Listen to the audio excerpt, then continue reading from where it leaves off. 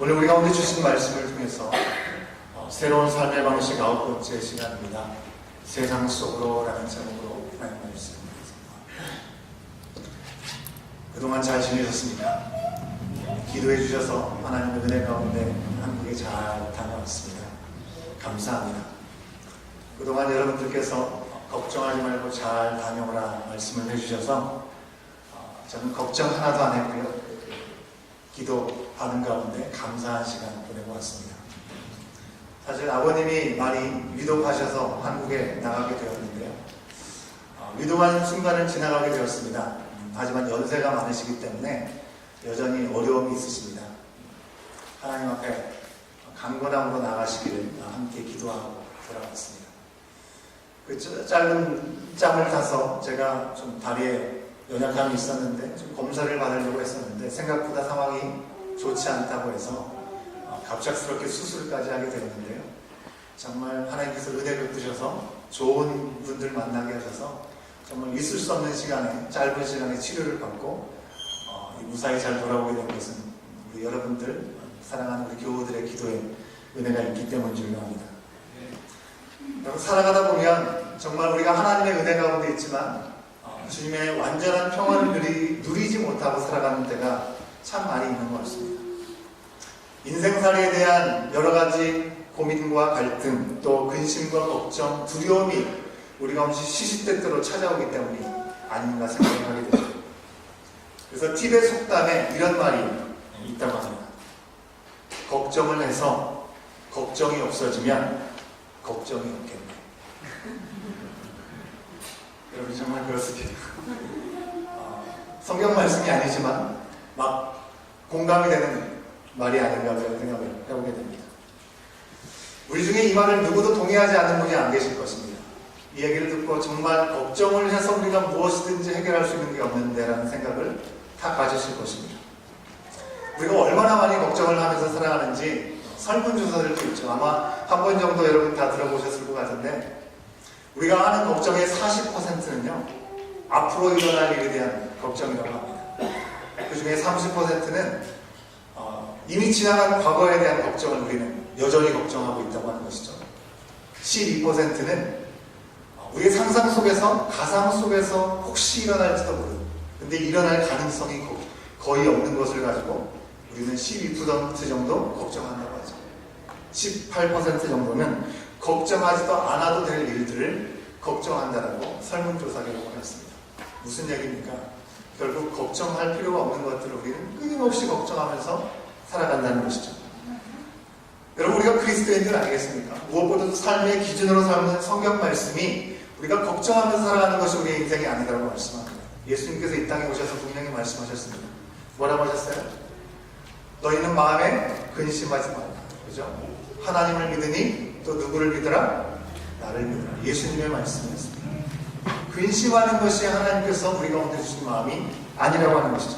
그렇기 때문에 우리는 살아가면서 어떤 상황에서도 두려워하지 않고 놀라거나 또 근심하지 않고 살아가기를 다 바라면서 우리 순간순간을 살아가죠. 하지만 현실은 그렇지 않습니다. 언제나 우리 가운데 찾아오는 높고 낮은 산 때문에 그때마다 또다시 두려움과 근심이 범벅이가 되어서 복잡하고 나약한 우리 자신을 발견하면서 우리는 살아가는 것이죠. 여러분, 왜 우리는 하나님을 믿고 하나님께서 보내신 예수님과 우리 가운데 함께 하시고 우리가 걱정하는 것으로 우리 인생에 어떤 것도 답을 찾을 수 없다는 것을 알면서도 우리는 크고 작은 일 앞에서 끊임없이 걱정하고 두려워하고 좌절을 경험하면서 살아가는 것일까요? 마틴 루터는요 이렇게 얘기했습니다. 나약한 것과 근심하는 것은 문제가 크기 때문이 아니라 믿음이 없기 때문이다 라고 아주 단호하게 얘기했습니다. 우리가 대부분 우리 가운데 찾아오는 상황의 문제 때문에 우리가 근심하게 된다고 생각합니다. 하지만 그것 때문이 아니라 나 때문에 너무나도 나약하고 너무나도 믿음이 없는 나 자신 때문에 우리는 걱정하고 두려워하면서 살아가는 것이 맞는 것 같습니다. 머리로는 근심하는 것으로 우리가 어떤 것도 해결할 수 없다는 것을 이미 잘 알고 있습니다. 하지만 우리의 영적인 상태에 따라서 걱정이 우리를 사로잡을 때가 있음을 우리는 부인할 수가 없습니다. 오늘 말씀에 등장하는 기드온과 이스라엘 백성들에게도 동일한 이 근심과 걱정에 사로잡혀 있는 모습을 우리는 만나보게 되는 것이죠. 오늘 말씀은 이런 말로 시작됩니다. 그 밤에 라는 말로 시작하고 있습니다. 여호와 하나님의 영이 임하심으로 말미암아 하나님의 부르심을 받고 사사로 세워졌던 기드온이었습니다. 근데 기드온이 맞이했던 그 밤은 아주 기가 막힌 밤이었습니다. 아주 특별한 밤이었다고 하는 것입니다. 벌써 한 달 전의 이야기지만 이 사사기 6장 말씀에서 우리는 기드온이 하나님의 부르심을 받은 후에 그날 밤에 하나님의 명령대로 그 일들을 행하게 되었음을 우리는 돌아봤습니다. 하나님의 명령이 무엇이었습니까? 이스라엘 백성들이 하나님을 온전히 섬긴다고 생각하면서도 그들의 실상에서는 바알 신당에서 아세라 목상을 세워놓고 우상 숭배하는 그들의 모습이 버젓이 보여지고 있는 모습이었던 것이죠.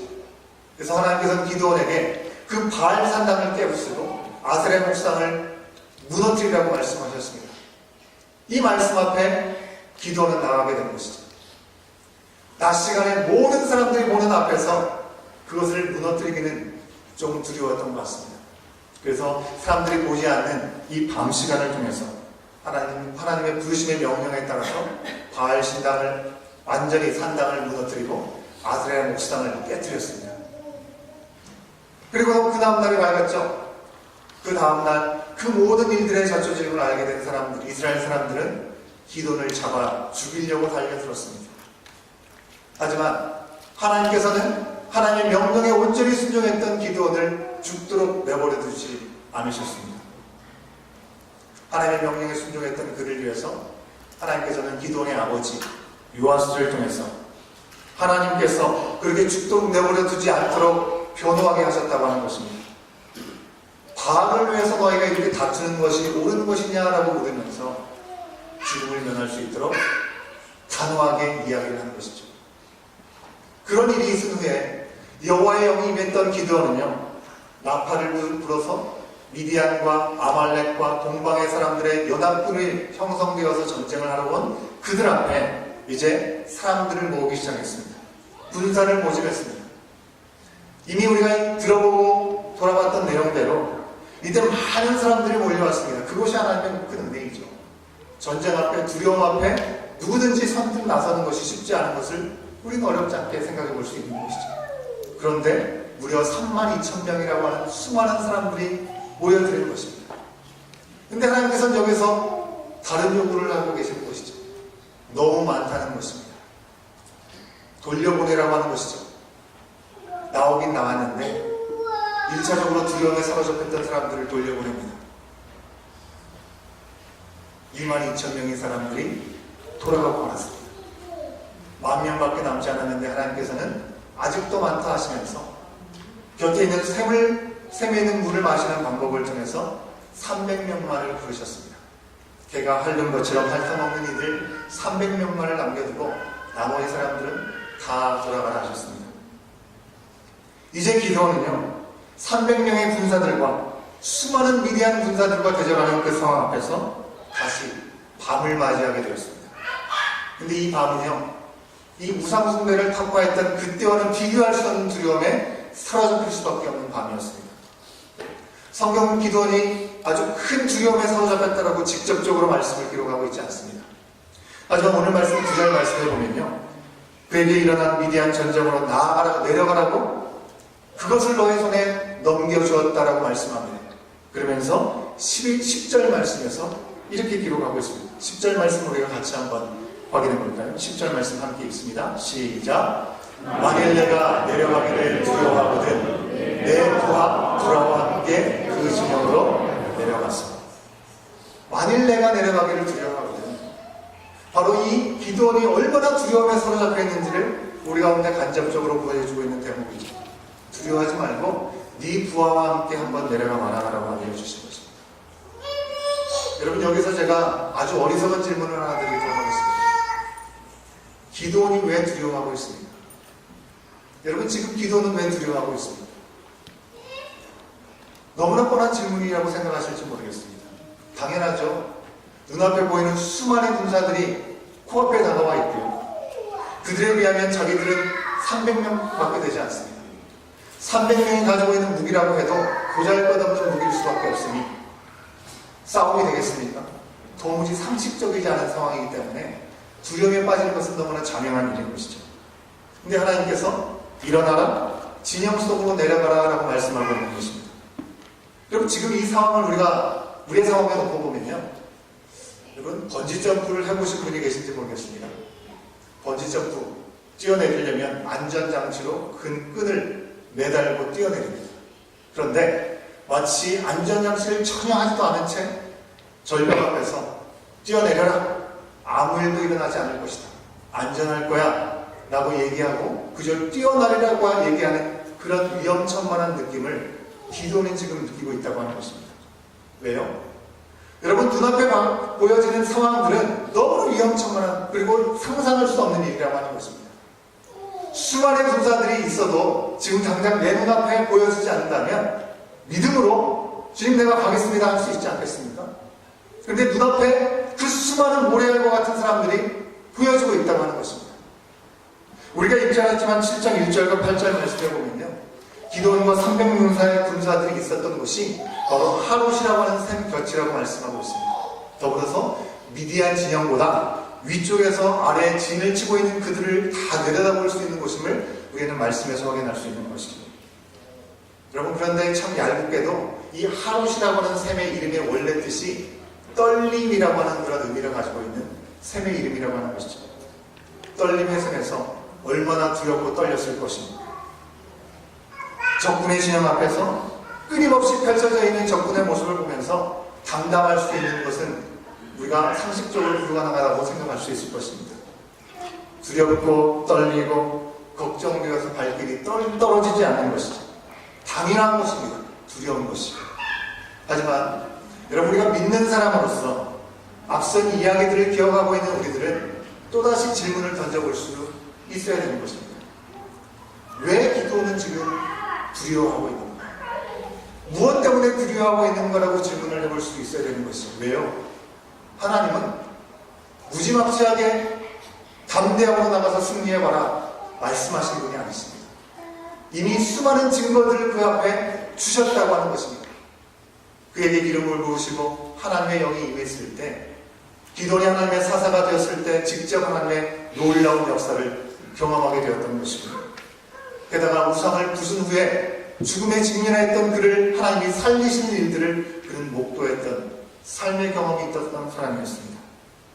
하나님이 정말 진짜 그를 도우시는지를 양털 한 줌에 서리가 내리고 서리가 내리지 않는 두 번의 반복적인 요청 앞에 하나님은 그 증거를 보여주셨던 것을 우리는 기억하고 있습니다. 사람들을 모으라고 했을 때 거짓말처럼 수많은 사람들이 모여들었습니다. 근데 하나님이 너무 많다 하시면서 300명만 남겨주셨던 것이죠. 무슨 얘기입니까? 하나님께서 책임지시겠다는 것을 약속하여 주신 것이죠. 이 내용만 생각해 보더라도 우리는 하나님께서 그에게 너무나 많은 증거를 주셨기에 도대체 왜 두려워하고 있는가 질문을 던질 수밖에 없습니다. 쉽지 않지만요, 이렇게 질문을 하고 생각해 보는 것은 우리 가운데 너무나 당연한 것입니다. 만약에 그저 눈앞에 펼쳐져 있는 모습을 가지고 똑같이 두려움에 빠져 있다고 한다면 우리가 믿지 않는 사람들과 다를 것이 하나도 없을 수밖에 없는 것이죠. 그런데 분명한 것은 현실을 살아가면서 우리는 기도원처럼 두려움으로 근심하고 주저하게 되는 순간들이 있다는 것입니다. 하나님이 계시니까 두려워할 필요 없잖아. 그렇게 담대하게 말하기에 결코 쉬운 일이 아니라는 것을 우리는 인정할 수밖에 없습니다. 여러분, 우리는 분명히 알고 있습니다. 우리를 위해서 아들조차도 아끼지 않으시는 하나님은 그 사랑의 변함이 없으시다는 것을 너무나도 분명하게 잘 알고 있습니다. 하나님이 계시니 두려워할 필요가 없다는 것들도 우리는 너무나 잘 알고 있습니다. 내가 너를 잘한다. 여러분, 우리는 우리 자신, 내 자신을 알지 못합니다. 하지만 우리 주님은 나의 머리털까지 세신바 되었다고 말씀하실 정도로 나의 필요를 아시고 나의 상황과 처지를 이미 잘 알고 계시고 그래서 나와 함께 하시겠다고 약속하여 주셨습니다. 그 약속은 언제든지 변하지 않고 흔들리지 않는 약속이고 사랑인 것이죠. 우리 가운데 차별이 없이 누구에게든지 우리가 하나님을 거절하지 않냐고 문을 닫지 않는다고 한다면 언제든지 동일한 역사를 경험할 수 있도록 우리 가운데 손을 내밀어 주시는 분이 우리 하나님이라고 하는 것입니다. 그런데 어찌하여 우리는 두려움 가운데 사로잡혀 있는 것입니까? 하나님은 여전히 우리를 만나주시고 그의 능력을 우리 가운데 나타내 주시고 우리를 보호해 주셨는데도 우리가 흔들리는 것은 우리의 연약함 가운데 집중하게 되기 때문입니다. 답답하고 불리한 상황 속에서 믿음으로 나가는 것은 참으로 힘들다고 하는 것입니다. 기도를 생각해 보십시오. 이미 아버지가 섬겼던 바알 산당, 아세라 목상, 그것을 깨뜨리고 성 안에 모두가 보이는 곳에서 그 모든 것을 없애버렸습니다. 그리고 하나님 앞에 온전한 제사를 드렸습니다. 그게 바로 기드온이었습니다. 그런 기드온이었는데 이제 적진으로 그 진영 속으로 나가라고 하는 하나님의 명령 앞에서는 주저하고 있습니다. 머뭇거리고 있는 것입니다. 왜일까요? 아직 하나님 앞에 온전히 돌아오지 못하고 여전히 우상숭배를 하고 있기 때문일까요? 아니요. 그 누구도 하지 못하는 일을 용감하게 타파하는 일들을 기드온이 하고 돌이켰음을 우리는 부인할 수 없습니다. 사실이라고 하는 것입니다. 위대한 적군의 규모가 얼마나 큰지 사태의 심각성을 그가 몰랐기 때문일까요? 아니요. 만약 그가 사태의 심각성을 몰랐다면 여러 지파들을 대상으로 군사를 모집하지 않았을 것입니다. 하나님의 약속이 없거나 미래가 불투명해서 그랬습니까? 그러지 않았습니다. 기도원 자신과 함께 하실 것을 이 양털의 뭉치의 증거를 통해서 그는 너무나 명확하게 생생하게 경험을 했다고 하는 것입니다. 그리고 오늘 9절 말씀에서도 적군들을 기도원 손에 넘겨주었다라고까지 말씀하여 주고 있습니다. 그런데 왜 어려움이 이렇게 표현되고 있는 것입니까? 적의 진영으로 가라는 그 말 앞에 머뭇거리는 그 이유는요, 바로 그의 연약함과 두려움 때문이었습니다. 하나님을 향한 믿음은 분명히 생길 것 같은데 눈앞에 보여지는 메뚜기 떼와 같이 수많은 낙타떼를 앞세우고 이스라엘과 대치하고 있는 바다의 모래알과 같은 수많은 적군들을 진영을 보면서 반대로 그에 비해서 너무나 보잘것없는 300명밖에 되지 않는 무기도 제대로 갖추지 못하고 있는 자기 자신들을 돌아볼 때 갑자기 다른 믿음이 생긴 것입니다. 우리가 과연 저들을 이길 수 있을까? 그들에게 생긴 다른 믿음은요, 두려움이요, 또 다른 이름은 근심이라고 하는 믿음이 그들 가운데 생긴 것입니다. 그러나 하나님께서는 그렇게 걱정이나 하면서 머뭇거릴 시간을 갖도록 내버려 두지 않으셨습니다. 자칫 기도는 단 300만을 데리고 온 것이 알려지는 날에는 전쟁 자체가 되지 않는 것이죠. 승산이 없는 전투임을 하나님께서 아셨기 때문에 사람이 상상하지 못하는 방법으로 매우 서둘러서 이 전투를 진행하시면서 기도원에게 또다시 그 밤에 두려움과 근심에 눌려있지 않도록 말씀하시는 것입니다. 내가 만일 두려우면 적군의 진영에 들어가서 그들이 하는 말을 직접 들어보라라고 말씀하시는 것입니다. 무슨 얘기입니까? 하나님께서 이미 그들 가운데 일하고 계심을 말씀하시는 것이죠. 기도는 두려움에 사로잡히고 어찌할 바 알지 못할 때 하나님은 앞서가셔서 그곳에서 일하고 계셨다고 하는 것입니다. 미디안의 연합군을 물리치기 위해서 하나님께서 사용하신 방법이 무엇이었습니까? 여러분, 요즘 사용하는 표현을 빌려서 얘기하자면 노이즈 비전이라고 얘기를 할 수 있을지 모르겠습니다. 여러분, 노이즈 마케팅이라는 표현을 들어보신 적이 있을지 모르겠습니다. 노이즈 마케팅, 그죠? 소란스럽게 소란을 부려서 관심을 갖게 하는 그런 방법을 이야기하는 것이죠. 한국에서 정치인들을 보면 정말 막말을 이렇게 던지는 분들이 있습니다. 막말 논란으로 인해서 주목을 받고 유명해지는 정치인들이 있음을 우리가 볼 수 있죠. 연예인들 가운데 그런 사람들이 있습니다. 사건, 사고가 들추어져서 유명해지는 경우들도 종종 있음을 보게 되는 것이죠. 하나님께서 우리 인간의 연약하고 참으로 치졸한 방법을 다 동원하시는 분은 아니십니다. 하지만 그런 부정적이거나 유치한 방법을 쓰시는 것이 아니라 자신의 연약함으로 인해서 하나님을 믿으면서도 상황 때문에 두려움에서 사로잡혀서 어찌할 바 알지 못하는 기도원을 위해서 적진직에 더 큰 두려움을 불어넣으신 것이죠. 그들 안에 요동하게 하셔서 그들 스스로가 자멸할 수밖에 없도록 하나님은 그들 가운데 요동칠 수 있도록 허락하셨다고 하는 것입니다. 어떤 일이 있었던 것입니까? 적군 군사들 사이에서 꿈을 꾸게 되었습니다.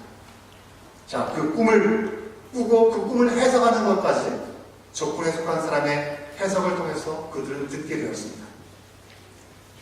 그 꿈은 그런 것이었죠. 기드온 측에 예상치 못한 일들이 다가옴으로 말미암아 그들이 진멸되게 될 것이, 그들이 전쟁에서 지고 말게 될 것이라는 사실을 적군들끼리 이야기하는 것을 기드온과 그의 부하 부하가 함께 듣게 되었다고 하는 것입니다. 이런 하나님의 노이즈 비전을 적군에게 주셔서 기선을 제압하게 하셨다고 하는 것입니다. 근데 이 꿈에 나왔던 기도를 연상케 하게 되는 상징이 참으로 재밌습니다. 우리 13절 말씀을 함께 확인해 볼까요? 13절 말씀 우리가 같이 한번 확인해 봅니다. 함께 읽습니다. 시작. 기도원이 그곳에 이른즉 어떤 사람이 그의 친구에게 몸을 말하여 이르기를 보라, 내가 한 꿈을 꾸었는데 꿈에 보리떡 한 덩어리가 위대한 진영으로 굴러 들어와 한 장막에 이르러 그곳을 쳐서 무너뜨려 위쪽으로 두니 그 장막이 쓰러지더라. 여러분, 이 꿈을 꿨습니다. 이 꿈에 등장하는 상징이 무엇이라고 얘기하고 있습니까?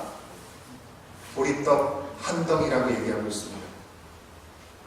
여러분, 보리떡은요, 광야에서 제대로 집을 짓고 살지 못하고 천막을 살고 참으로 가난하게 살고 있었던 베두인족이 먹고 살던 음식이었습니다. 보리 만족을 통해서 불 속에 넣었다가 그것이 익으면 먹는 것이 보리 빵이었습니다. 미디안의 약탈로 인해서 가난해질 대로 가난해지고 불속과 같은 역경 가운데 어려움에 처해있던 이 기드온과 이스라엘 백성을 상징하는 것으로 보리떡 한 덩이를 표현하고 있는 것으로 우리는 이해할 수 있겠습니다. 무엇보다도 지금 적진 앞에 서 있는 기드온이야말로 정말 스스로 생각할 때 보리떡과 같이 정말 초라하고 보잘것없는 자신의 모습이라고 생각하지 않았겠습니까? 그런데 누가 보더라도 보잘것없는 보리떡 한 덩이에 불과한 자신과 같은 자들을 통해서 하나님은 일을 하시고 적군을 물리치신다고 적군의 꿈과 적군의 고백을 통해서 확인시켜 주셨다고 하는 것입니다. 기드온에게는 놀라운 소식, 용기가 되지 않을 수 없었던 것이죠. 이 적군들에게 들렸던 꿈과 그 해석을 듣고 나서 그는 바로 하나님께 경배를 드렸습니다. 근심하고 두려움 가운데 사로잡혀 있지 않고요, 하나님을 바라보았다고 하는 것입니다. 그 전까지는 어땠습니까?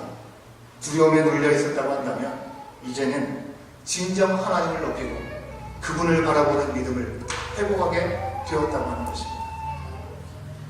이제 그는 하나님의 명령하신 대로 일어나라고 말씀하신 말씀 앞에 군사들에게 그대로 증거합니다. 여러분, 지금 바뀐 것이 무엇입니까?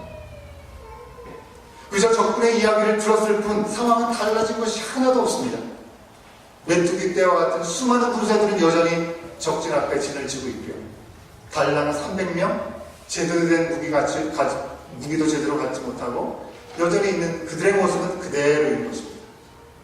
그러나 믿음으로 일어난 그에게 불가능은 없었던 것이죠. 군사들 각 사람들이 나팔과 빙 항아리, 거기에 숨겨놓은 횃불을 가지고 그 밤이 지나기 전에 승전의 전진을 향해 나가게 되었다고 하는 것입니다. 두려움과 근심으로 머문 때는 그랬지만 이제 군사들에게 뭐라고 얘기합니까? 너희는 나만 보고 내가 행한 대로 따라하라 라고 말씀합니다. 어떻게 이런 얘기를 할 수 있습니까? 여러분, 우리가 인생을 살면서 후회하거나 실패한 것 같은 상황이 우리 가운데 찾아오면 우리는 자녀들에게 혹은 옆에 있는 지인들에게 그렇게 얘기할 때가 있죠. 너는 나처럼 살지 말아라. 그렇게 얘기하고 할 때 있지 않습니까? 하지만 오늘 말씀에서 기도는 전혀 그렇게 얘기하지 않습니다. 내가 행하는 대로 나를 따라 행하라 라고 말씀하고 있습니다. 사랑하는 여러분, 그 어느 때보다도 우리가 그리스도인으로 살아가는 것이 힘들고 어려운 시대에 한복판에 우리는 살아가고 있습니다. 우리에게는 죄와 어둠에 빠진 이 세상, 마치 미디안의 연합군처럼 메뚜기처럼 수많은 상대할 수도 없는 정도의 많은 사람들을 대적하고 우리는 살아가고 있는지도 모르겠습니다. 뛰어난 정보와 지식을 가지고 우리를 위협하고 우리를 불안하게 만드는 이 세상이라고 하는 것입니다. 절대적인 진리를 인정하지 않습니다. 하나님을 경외하지도 않습니다. 세상에서 우리는 마치 보이는 보리떡 한 덩어리와 같은 우리의 모습일지도 모르겠습니다. 초라하고 안전장치 제대로 없는 가운데 땅끝 앞에 서 있는 두려움에 사로잡힌 우리들의 모습으로 우리는 생각될지도 모르겠습니다. 때로는 외로움을 경험할지도 모르겠습니다. 어차피 내 한 사람 하나님 말씀을 잘 지켜 산다고 세상이 뭐 변하겠어. 그저 뭐 적당히 거기에 타협하고 안주하며 살아가는 것, 뭐 그러면 되지 뭐. 그런 유혹을 우리는 수도 없이 받으면서 살아갑니다. 아니면 아예 교회 문을 닫아놓고요, 교회 밖에는 너무나 험하기 때문에 우리들끼리 모여서 우리끼리 즐겁게 우리끼리 유익하게 잘 먹고 잘 살자. 그저 세상은 우리가 먹고 살아가는 세상에 살아가는데 도구로만 생각하고 그저 우리 안에서 어쩔 수 없이 우리 가운데 머물면서 살아가는 것이 좋은 것이다라고 생각하면서 살아갈지도 모르겠습니다.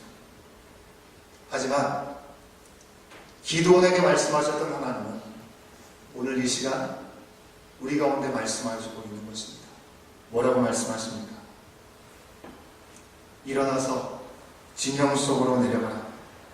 내가 그것을 너의 손에 넘겼다 말씀하십니다. 일어나서 세상 속으로 나아가라. 내가 그들에게 베푸는 구원과 보혈의 능력을 보이라. 우리 가운데 말씀하시는 것입니다. 여러분, 우리가 가야 될 진영, 적군이라고 생각되는 세상의 한복판, 나에게 허락하신 세상은 어떤 장입니까? 우리가 세상으로 나가기 위해서 버려야 될 두려움이 있다면, 근심이 있다면 그것은 무엇을 원하는 것일까요? 그 모든 두려움을 넘어서서 나팔과 빔 항아리와 횃불을 들어야 할 텐데, 과연 나의 삶의 자리에서 하나님께서 나에게 요청하고 계시고 나에게 말씀하시는 구체적인 나의 나팔은 무엇이고, 나의 빔 항아리는 무엇이고, 나의 횃불은 무엇일까요? 이 모든 질문 앞에 두려움 없이 하나님 앞에 응답하면서 우리 가운데 주신 약속을 분명히 붙잡고 예수의 이름으로 담대하게 세상으로 향해 나가서 하나님께서 기도를 통해서 승리하게 하셨던 그 방식 때문에 오늘도 살아가고 오늘도 승리하며 세상을 향해 나가라고 말씀하시는 것이 바로 오늘 세상 속에서 세상 속으로 우리를 보내시는 하나님의 마음이요 하나님의 뜻이라고 하는 것입니다. 우리는 이 말씀 앞에 어떻게 응답할 수 있겠습니까? 기도하시겠습니다.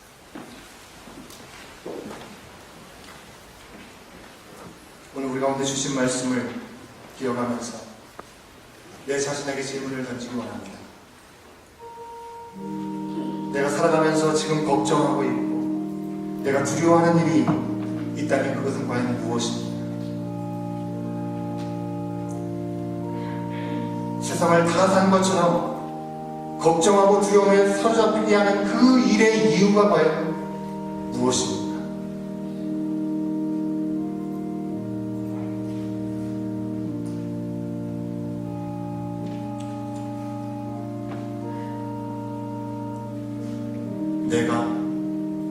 우리가 나가야 될 진영은 과연 어디일까요? 그곳으로 나가기 위해서 버릴 것은 무엇이고 준비해야 될 것은 과연 무엇입니까? 일어나 나아가라 말씀하시는